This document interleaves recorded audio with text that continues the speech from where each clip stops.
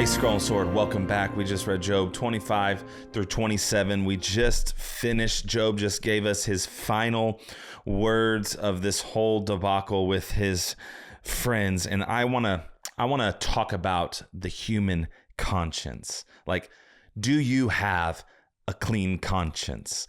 Is it possible for you and I to have a clean conscience? I'm just going to read 6 verses out of 27, starting at verse 1. And Job continued his discourse. As surely as God lives, who has denied me justice, the Almighty who has made my life bitter, as long as I have life within me, the breath of God in my nostrils, my lips will not say anything wicked, and my tongue will not utter lies. I will never admit you are right, talking to his friends. Till I die, I will not deny my integrity. I will maintain my innocence and never let go of it. My conscience will not reproach me as long as I live. You see, Job, we know that he's righteous. We're 27 chapters deep right now. His friends don't believe he's righteous. Bildad said in 25 verse 4, how then can a mortal be righteous before God? Like this concept is beyond human. It's just like, how can somebody be righteous before God that is a human? And then Job is like, I have a clean conscience. I imagine Bildad has the same response. How could a mere mortal have a clear conscience? And that's what I want to get into for the remainder of our time here and now. Because ultimately, Job did not use the immense suffering that he was existing inside of as an excuse to sin. And I know that is honestly what most of us do as humans, me included.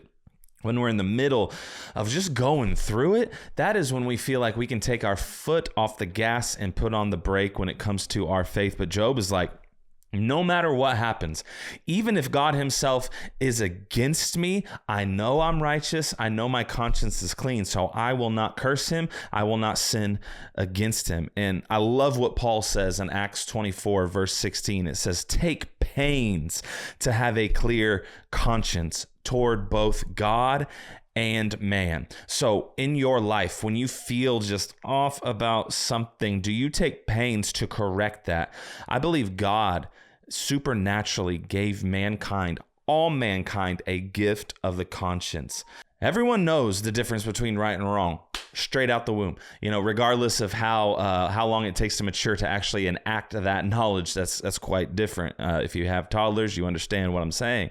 But Paul says, take pains to have a clear conscience, both with God and man. So can you have a clear conscience?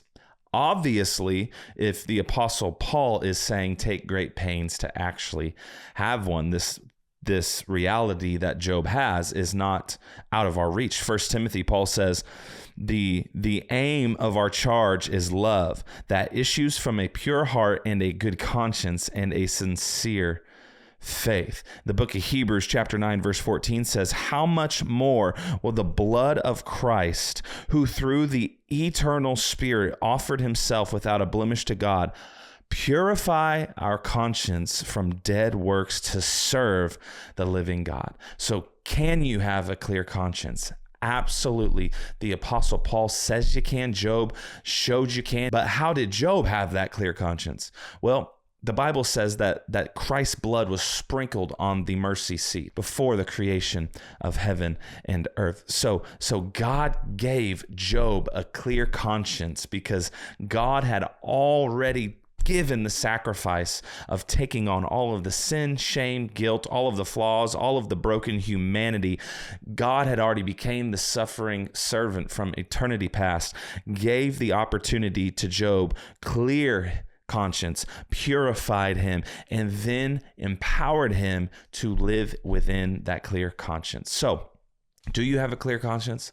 If not, you need to painstakingly do everything that you can to get that clear conscience, because God has given you the gifts, the faith, and the empowerment to do such a thing. It is one of the aspects of your life that Christ died for you to inherit. Love y'all. See you in the discussion room.